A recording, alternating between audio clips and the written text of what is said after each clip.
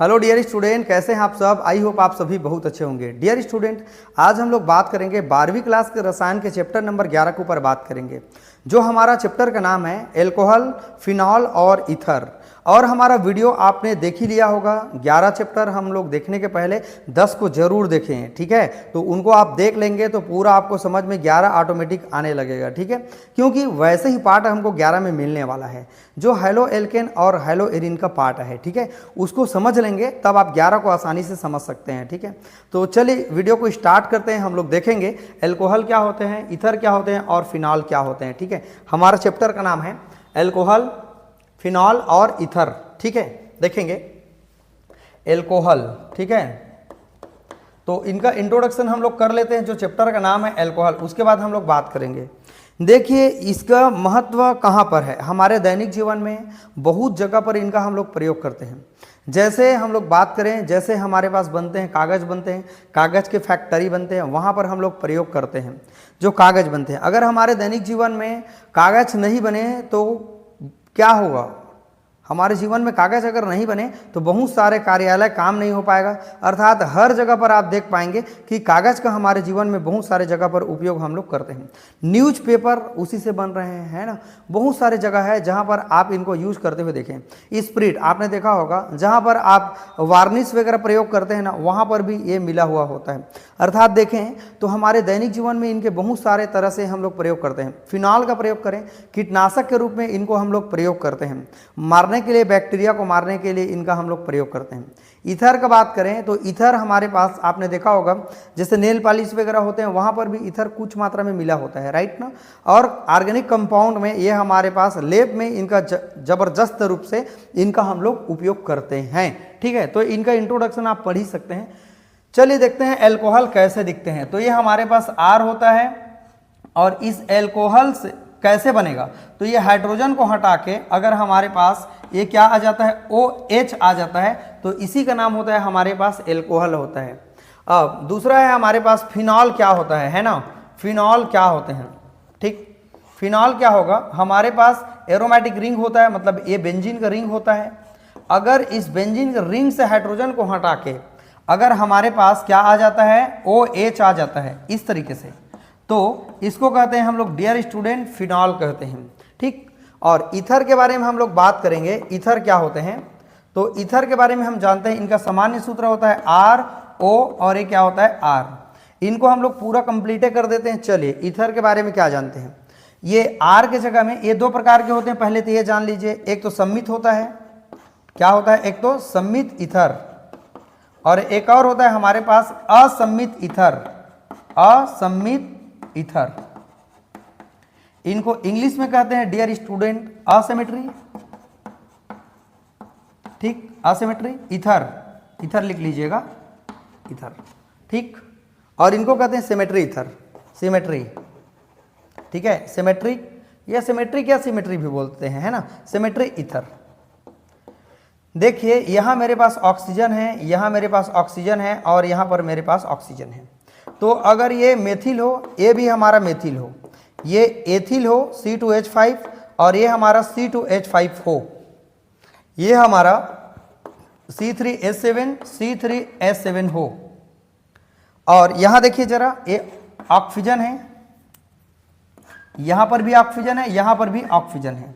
अगर यहाँ पर मेथिल हो, यहाँ C2H5 हो, यहाँ C3H7 हो, यहाँ C4H9 हो, यहाँ CH3 हो, यहाँ C4H9 हो। इसका नाम क्या होगा, इसका नाम दोनों सेम है तो डाई लगाएंगे, dimethyl ether, diethyl ether और डाई प्रोपिल ईथर। ये दोनों के दोनों अगर R समूह समान होते हैं तो उनको सम्मित ईथर कहते हैं। सिमेट्री ईथर क्या होते हैं, जो R दोनों R एक समान होते हैं, सम्मित ईथर। अगर दोनों R हमारा एक समान नहीं होते हैं बल्कि अलग अलग होते हैं तो उनको असम्मित ईथर कहते हैं। देखो यहाँ ये मेथिल है, ये एथिल है, ये प्रोपिल है, ये ब्यूटिल है, ये मेथिल है और ये हमारा क्या है, ब्यूटिल है, ठीक। इसका नाम देखेंगे तो इसका नाम हो जाएगा एथिल, मेथिल और ये हो जाएगा ईथर। ऐसा क्यों कहेंगे, क्योंकि ये जो एथिल ई पहले आता है और उसके बाद एम आता है बाद में अल्फ़ाबेट में इंग्लिश में, तो जो अल्फ़ाबेट में पहले आएंगे उनका नाम पहले लिखेंगे, ठीक है। नहीं तो ऐसा नहीं कहना है मेथिल एथिल ईथर, ठीक। इसका नाम क्या हो जाएगा बताइए जरा। ब्यूटिल, बी पहले आता है, उसके बाद प्रोपिल, ईथर। इसका नाम क्या हो जाएगा बताइए जरा। इसका नाम क्या है, ब्यूटिल, मेथिल, ईथर। इस तरीके से हम देख सकते हैं ये हमारा क्या होता है, ईथर का पार्ट होता है। इनको पढ़ेंगे, इनका मैंने पूरा कंप्लीट कर दिया इसके बारे में कि कैसे हम लोग इनको क्लासीफाई कर सकते हैं। चलिए अब हम लोग एल्कोहल के बारे में देखते हैं। एल्कोहल क्या चीज़ होते हैं। एल्कोहल का पहले डिग्री देख लेते हैं। एल्कोहल का डिग्री है ना, एल्कोहल का डिग्री देखते हैं क्या होगा डिग्री। अगर मेरे पास एक आर डायरेक्ट कार्बन से जुड़ा होगा, क्या से जुड़ा होगा, कार्बन से, तब ये हमारा 1 डिग्री एल्कोहल होगा। अगर 2 डिग्री एल्कोहल कब कहलाएगा, जब हमारे पास जो आर होते हैं अगर 2 आर से डायरेक्ट जुड़ा हो कार्बन और उससे एल्कोहल जुड़ा हो तो ये 2 डिग्री होगा। 3 डिग्री क्या होगा एल्कोहल, 3 डिग्री एल्कोहल क्या होगा, अगर आर 3 जुड़ा हो, 3 आर जुड़ा हो डायरेक्ट कार्बन से, तब इस एल्कोहल का डिग्री होगा 3 डिग्री। ये 1 डिग्री एल्कोहल है, ये 2 डिग्री है और ये हमारा 3 डिग्री है। कैसे, ये 1 2 3 कार्बन से इस कार्बन जुड़ा है तो एक कार्बन का जो डिग्री होगा वही एल्कोहल का डिग्री होता है। तो ये हमारा 1 डिग्री एल्कोहल है, ये 2 डिग्री और ये कौन सा डिग्री, 3 डिग्री।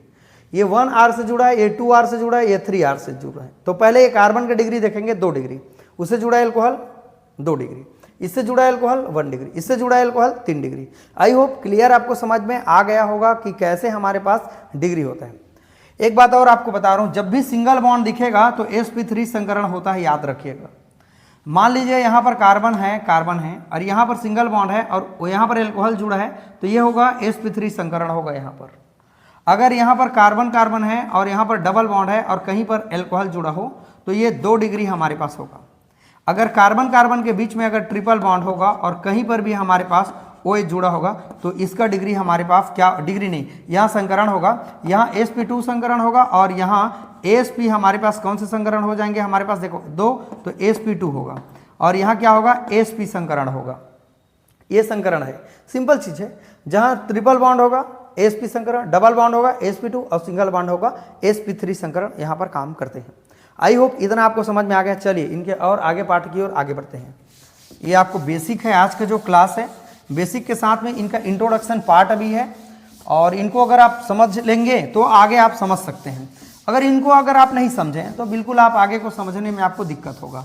तो इनको बार बार रिपीट करके आप देख लेना वीडियो को, तब आप समझ पाएंगे, ठीक। चलिए देखते हैं, आप वीडियो के लास्ट तक बने रहना, ठीक है। आपको समझ में पूरा आएगा ही आएगा, डोंट वेरी, हम आपको सिखाएंगे ही सिखाएंगे, राइट ना। क्योंकि अगर आप में सीखने की क्वालिटी है ना तो आप सब चीज़ कर लेंगे, ठीक है। तो चलिए इतना तो हमने देख लिया कि कैसे हमारे पास इनका पार्ट होता है। यस, अब देखते हैं हम लोग इनका जो मोनोहाइड्रोक्सी किसको कहते हैं, मोनोहाइड्रोक्सी है ना। इसका वर्गीकरण अगर हम देखें, मोनोहाइड्रोक्सी, डाईहाइड्रोक्सी, हाइड्रोक्सी और देखेंगे ट्राईहाइड्रोक्सी, ट्राईहाइड्रोक्सी। देखिए फ्रेंड, अगर क्लासिफिकेशन कर रहे हैं ना, इनका वर्गीकरण कर रहे हैं अल्कोहल का, अगर मेरे पास कार्बन के बीच में अगर एक बार कहीं पर OH हो तो मोनोहाइड्रोक्सी कहलाएगा। कार्बन के बीच में अगर हमारे पास 2 बार अगर OH हो तब ये डाईहाइड्रोक्सी कहलाएगा। कार्बन के बीच में अगर 3 बार मेरे पास OH होगा तो ये ट्राईहाइड्रोक्सी कहलाता है। ये वैसे है सेम जैसे हम लोग हेलो एल्किन पढ़े थे। यहाँ वैलेंसी पूरा कर सकते हैं, 1 पूरा है तो 2 देंगे, 3 पूरा है 1, 1 पूरा है 3, यहाँ देंगे 3, यहाँ देंगे 1, यहाँ देंगे 2, ठीक है। 2 3 और 1 4 बॉन्ड, यहाँ देंगे कितना 2, यहाँ कितना देंगे 1, यहाँ कितना देंगे, हमारे पास 1 बॉन्ड है, 2 बॉन्ड है, यहाँ दे देंगे 2, ठीक। तो इस तरह से फ्रेंड हम लोग देख सकते हैं मोनोहाइड्रोक्सी एल्कोहल, डाईहाइड्रोक्सी एल्कोहल और ये ट्राईहाइड्रोक्सी एल्कोहल है। इनको पॉलीहाइड्रोक्सी भी कहते हैं, पॉलीहाइड्रोक्सी कहते हैं, पॉलीहाइड्रोक्सी, पॉलीहाइड्रोक्सी। क्या होता है पॉलीहाइड्रोक्सी, जब एल्कोहल की संख्या हाइड्रोक्सी की संख्या अगर 2 बार से ज़्यादा हो जाते हैं, 1 बार से ज़्यादा जब हो जाते हैं तो उनको कहते हैं पॉलीहाइड्रोक्सी। इसका नाम क्या होगा, नाम भी कर लेते हैं, 1 2 और 1 3। 2 नंबर में हाइड्रोक्सी है तो 2 हाइड्रोक्सी, और 3 कार्बन है तो कहेंगे प्रोपेन। क्लियर हो? ठीक है। अगर यहां गिनती करें 1 2 और 1 3, तो ये नंबर कौन सा है? 1 2 नंबर पे जुड़ा है तो लगाएंगे डाई हाइड्रोक्सी, हाइड्रोक्सी। और 3 कार्बन है तो क्या लिख देंगे? प्रोपेन। तो यहां लिख लीजिएगा प्रोपेन। यहां भी सेम होगा 1 2 3, 1 2 3 ट्राई हाइड्रोक्सी प्रोपेन हो जाएगा। तो ये तो बात आप समझ गए कि कैसे हमारे पास एल्कोहल जुड़े होते हैं। जरूरत पड़ेगा तो एक ही कार्बन पर 2 हाइड्रोजन भी जुड़ सकता है। चलिए रिंग में भी बात करते हैं हम लोग। मोनोहाइड्रोक्सी, एक रिंग पर 1 हाइड्रोक्सी हो तो मोनोहाइड्रोक्सी, 2 जुड़ा हो तब डाईहाइड्रोक्सी। अगर मेरे पास मेरे बच्चों अगर 3 जुड़ा होगा तो क्या कहलाएगा मेरे पास? ट्राईहाइड्रोक्सी। इस तरीके से आप बना सकते हैं। अगर इनको एक तरीका और है लिखने का, एक तरीका और है इसको लिखने का, OH यहां लिख सकते हैं हमारे पास OH, ठीक है, और यहां लिख सकते हैं हम लोग OH। तो ये हमारा क्या होगा? हाइड्रोक्सी। इसको और किस तरीके से लिख सकते हैं? ये हमारा बेंजीन का रिंग है इस तरीके से, तो यहां OH होगा और यहां एक बार OH होगा, मतलब ये डाईहाइड्रोक्सी होगा। इस तरह से डियर स्टूडेंट हम लोग देख पा रहे हैं कि कैसे हमारे पास एल्कोहल जो होते हैं वो अलग अलग डिग्री लेके चलते हैं और साथ में अलग अलग संख्या के कारण उसका नाम भी अलग अलग हमारे पास होता है। ऐसा भी हो सकता है कि ये बेंजीन का रिंग हो ऐसा, और इससे भी जुड़ा हुआ हो सकता है हमारे पास एल्कोहल, तो ये बेंजॉइल हो जाएगा, बेंजॉइल एल्कोहल हो जाएगा, 2 बार जुड़ सकता है। ठीक, तो फ्रेंड हमने देखा कि इंट्रोडक्शन पार्ट है एल्कोहल, ईथर और जो फिनाल होते हैं वो क्या होते हैं। इसके बाद हम लोग जो इनके अगले वाला जो पार्ट है उसमें हम लोग देखेंगे इनका वर्गीकरण को, राइट ना, फिर इसके नामकरण को हम लोग बात करेंगे, फिर आगे क्लास देखते जाएंगे तो पूरा आपको समझ में आते जाएगा। ठीक है, तो चलिए आज हम लोग क्लास को यहीं कंप्लीट करते हैं। इसके अगले क्लास में हम लोग मिलेंगे, इनके ज़बरदस्त पार्ट की ओर आगे बढ़ेंगे। ठीक है, वीडियो को वॉच करने के लिए थैंक यू।